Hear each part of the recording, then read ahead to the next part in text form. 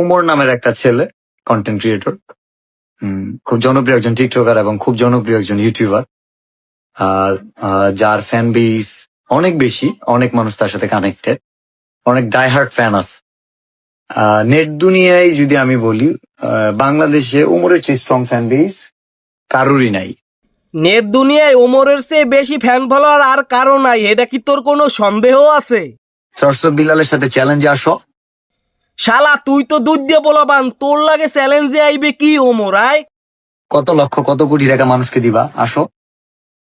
শালা তোর নান ওমর ছাপরি নেই, তুই 10 টাকা দিয়ে হেইয়ে ভিডিও করিয়ে হেড দিয়ে আবার ইনকাম করো, তুই আবার বড় কথা কও।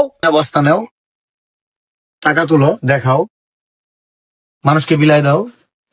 এ বেটা মানুষের সাহায্য করলে হেইয়া কি আবার ভিডিও করে দেখান লাগবে নি? তোর নান ফকির নিকমের জানো।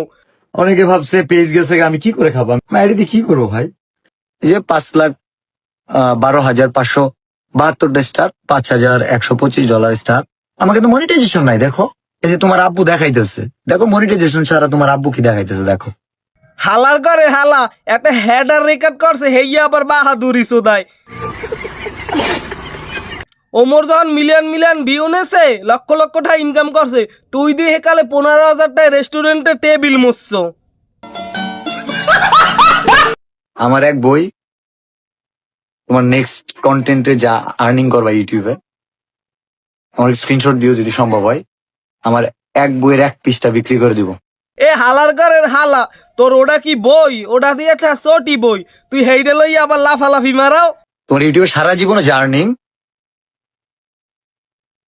ওইটা কোন এক সময় আমার একটা ফ্যানকেই দিয়ে দিও, ক্যারিয়ার দাঁড়ায় যাবে। ও একটা দনের মাথা হইয়ে গেছে, ও মানুষের কেরিয়ার দ্বারা হারাই দেয়। আর এই যে দর্শক নানি নাতিকে উদ্দেশ্যে কই, তোমাকে তেল মারিয়া ওই হালাই কুটিপতি হইতে আছে আর চ্যাপটা চ্যাপটা কথা কইতে আছে।